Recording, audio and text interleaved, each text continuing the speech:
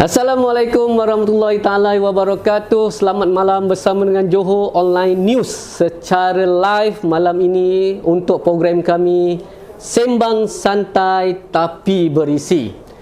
Baik, kita teruskan pada jemputan kita pada malam ini, saudara Muhammad Salizan bin Muhammad Saleh daripada Persatuan Penjaja, Peniaga dan Pengusaha Industri Kecil Melayu Johor Bahru. Ya. Baiklah, saudara Salizan, kita teruskan saja sebab kita pun tak ada banyak masa sebenarnya malam ni. Baik. Kita pun baru live.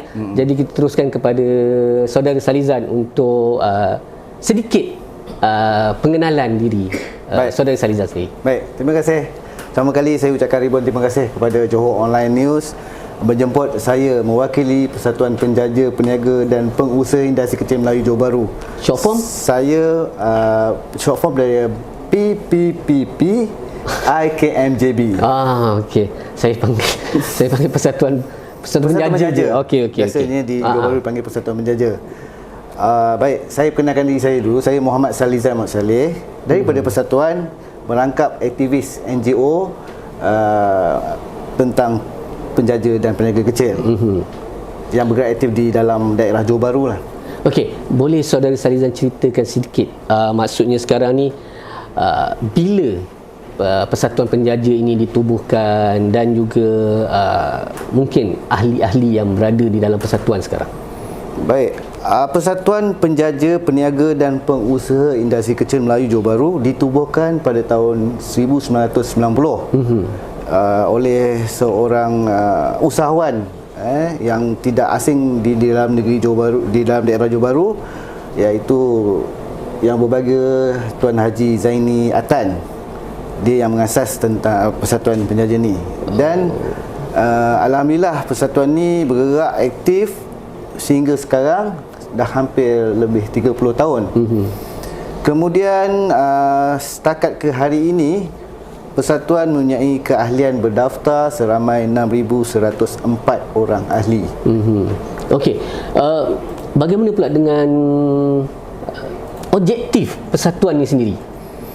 Baik, objektif persatuan ini ditubuhkan dengan misi dan visi serta objektif yang membela nasib penjaja. Kalau dulunya penjaja ni di jalanan, tapi hari ini kita tengok penjaja ni kita dah ada peningkatan, kita ada transform kepada penjaja itu sendiri, ialah daripada penjaja kepada peniaga kecil dan seterusnya ke peringkat yang lebih tinggi. Jadi inilah fungsi persatuan, misi persatuan untuk menyalurkan maklumat oleh pihak kerajaan kepada golongan sasar supaya capai matlamat yang dikendaki oleh pihak kerajaan.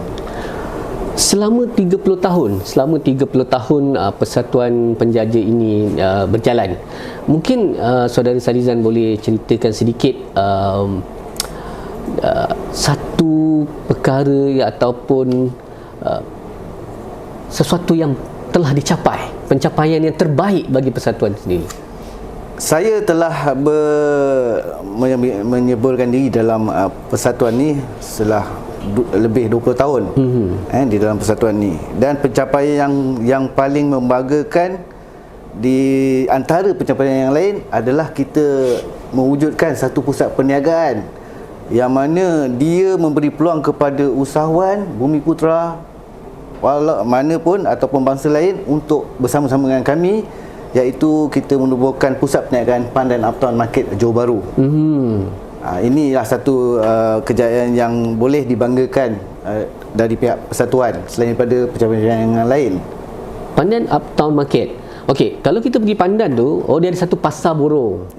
Kemudian sebelahnya Pandan Uptown Market. Berbeza lah Berbeza. Persatuan punya adalah Pandan Uptown Market Johor Bahru. Okey. Sehingga ke hari ini, apakah ataupun program yang dijalankan di Pandan Uptown Market untuk menarik minat pengunjung? Okey, kita persatuan memang sentiasa bergerak aktif mengikut keadaan semasa. Program-program yang kita jalankan merangkumi semua aspek, antaranya program keagamaan, hiburan, kebajikan dan sebagainya. Jadi program yang bergerak aktif pada ketika ini adalah program keagamaan yang mendekati golongan sasar kita, yang mendekati golongan muda dan semua masyarakat Melayu Islam kita, iaitu program Jom Ngetih bersama Ustaz yang kita adakan setiap Khamis malam Jumaat bermula jam 9.30 malam, menampilkan ustaz-ustaz jemputan yang diiktiraf oleh Jabatan Agama Islam Negeri Johor, Wakaf An-Nur dan sebagainya. Yang ini ustaz yang bertauliah kita panggil untuk memberi tazkirah, satu program santai untuk warga Bandaraya Johor Bahru. Jadi program tu bila bersama dengan ustaz, adakah tajuk-tajuk tu dipilih sendiri oleh persatuan ataupun ianya disarankan oleh ustaz ataupun majlis agama? Kita tengok keadaan. Yang menganjurkan adalah Persatuan Penjaja. Sudah pastinya dia berkaitan dengan penjaja tu sendiri, perniagaan. Jadi tajuk yang kita bangkitkan, yang kita bincangkan adalah yang berkaitan dengan perniagaan. Okey. Sehingga ke hari ini, setelah 30 tahun, mungkin berbelas tahun agaknya Saudara Salizan bersama persatuan, ada sedikit kenangan pahit, kenangan manis berpersatuan ni sendiri, ataupun mungkin perkara itu terjadi sendiri di dalam family Saudara Salizan sendiri? Baik, terima kasih. Soalan yang agak menarik pada saya. Sudah pastinya saya mencubakan diri dalam persatuan sudah berbelas tahun dan ada pahit manisnya. Antara, kita cerita yang manis dululah. Antara yang manisnya apabila kita mencapai sesuatu kejayaan secara bersama. Sedia maklum persatuan mempunyai ahli dan ahli jawatankuasa. Jadi bukanlah satu keputusan hanya individu, jadi keputusan ramai. Apabila kita mencapai satu kejayaan, maka kita nikmati bersama. Itulah kenangan manis. Dan yang pahitnya apabila kita mengalami Perintah Kawalan Pergerakan. Yang terbaru ni lah. Yang terbaru, yang lepas. Perintah Kawalan Pergerakan, ramai peniaga-peniaga yang gulung tikar, yang mengharapkan sesuatu kerana pendapatan mereka terhenti serta-merta kerana aktiviti perniagaan tidak boleh dijalankan semasa waktu Perintah Kawalan Pergerakan. Jadi kita persatuan adalah satu pertubuhan yang mereka perlu berpaut pada ketika itu. Sedangkan persatuan pun tidak menjana pendapatan yang cukup untuk memberi bantuan. Jadi kita sebagai persatuan yang berdaftar, kita memohon dan mendesak kerajaan untuk mengulurkan bantuan. Inilah ada antara kenangan pahit kerana kita melihat seseorang peniaga tu gulung tikar. Ini yang sangat terkesan pada saya secara individu. Adakah waktu PKP tu boleh dikatakan penjaja di bawah Persatuan Penjaja sendiri atau yang berniaga sekarang ni di Pandan Uptown, akhirnya mereka terpaksa gulung tikar berjemaah ke, ataupun tak semua, ada segelintir kerana produk mereka yang mungkin tak boleh nak go lagi lah pada masa tu? Okey, baik. Kita mempunyai pusat perniagaan Pandan Uptown Market, Pasar Borong Pandan, Johor Bahru. Di waktu Perintah Kawalan Pergerakan memang aktiviti perniagaan tidak dijalankan. Tetapi kita sebagai pihak pengurusan di sana, kita mengambil inisiatif iaitu kita kenakan kadar sewa seminimum mungkin. Iaitu daripada kadar sewa tu kita charge hanya 10% saja kadar sewa. Contoh, kalau sewanya 1,000, kita ambil 10% saja. Maknanya 100 sebulan. Itu pun untuk kos-kos penyelenggaraan, kebersihan dan sebagainya, keselamatan. Ini yang kita tahu, ni kita cuba minimaskan risiko peniaga tu untuk gulung tikar. Kita tak ambil tahulah pusat-pusat perniagaan yang lain, tapi di Pandan Uptown memang kita menjalankan beginilah caranya untuk mengekalkan mereka sentiasa konsisten dalam perniagaan, dan kita cuba minimaskan peniaga itu untuk gulung tikar. Kita galakkan mereka menjalankan perniagaan online. Kita bagi maklumat yang disalur daripada kerajaan, kita salurkan kepada mereka untuk mendapatkan maklumat yang tepat. Ada tak feedback yang kurang sedap kita dengar pada Persatuan Penjaja bila masalah-masalah macam ni berlaku? Yalah, kita tahu kita menjaga masyarakat penjaja dan peniaga kecil. Dan tahap seseorang, pembelajaran seseorang berbeza-beza. pastinya ada kita dengar kencaman ataupun tomahan daripada pihak-pihak luar yang mengatakan persatuan hanya berguluk tubuh. Sedangkan mereka tidak mengalami seperti apa yang kita alami. Sedangkan kita dari segi kewangan terkekang dengan kewangan dan kita cuba nak membantu. Jadi kita cuba buat sebaik mungkin dengan ahli jawatankuasa kita yang ada, kita bersepakat untuk membantu sebaik mungkin apa yang ada.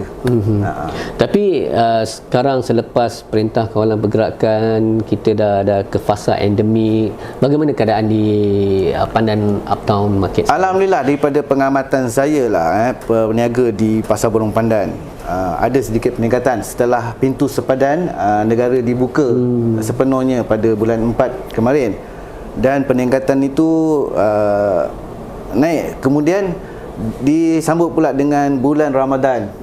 Memang waktu orang berbelanja.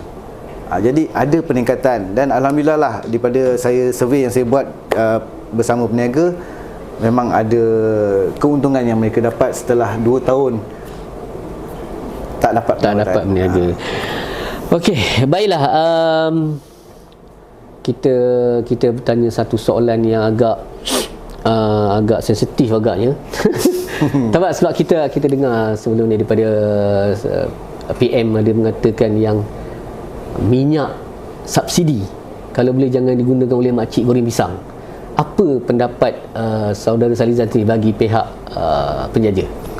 Baik, kita mengamati sidang parlimen yang dikeluarkan oleh Yang Amat Perdana Menteri mengenai minyak bersubsidi, yang mana penjaja dilarang ataupun tidak boleh menggunakan minyak paket bersubsidi. Kita faham maksudnya untuk penjaja menggunakan secara komersial. Maksud Yang Amat Perdana Menteri iaitu paket yang dijual, minyak paket bersubsidi yang dijual khusus untuk kegunaan rumah yang beli kuantiti yang sedikit. Untuk penjaja ataupun peniaga seperti peniaga goreng pisang dan sebagainya, dia perlu mempunyai saluran mungkin boleh pada pemborong yang dibungkus khas untuk komersial. Ini bagi mengelakkan, pada saya punya pendapat lah, bagi mengelakkan minyak paket bersubsidi ini tidak berkurangan di pasaran. Ini saya punya pendapat. Jadi mungkin sedikit info, kalau pihak persatuan saudara mungkin aware, adakah kes minyak sekarang ni yang rasanya agak ada masalah kat market sekarang ni, mungkin dapat dibaik pulih ataupun kita dapat gunakan minyak seperti biasa? Sebab sekarang ni saya rasa kita cari rata-rata dekat kedai susah nak dapatkan minyak sekarang ni. Minyak tu ada, cuma yalah, saya tak boleh nak berani nak komen lebih-lebih pasal kita bukan pemain berada bidang stok bekalan minyak apa semua. Tapi pastinya minyak tu ada, cuma saluran tu kita tak tahu bagaimana.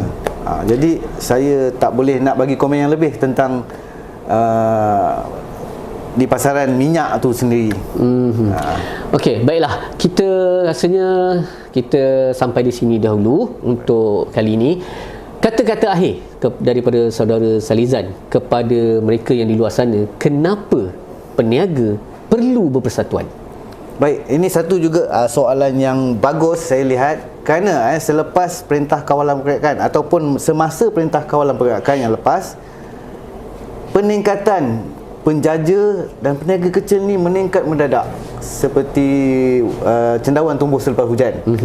Jadi mereka ni bersendirian, terkapai-kapai tentang maklumat, lesen, etika perniagaan apa semua.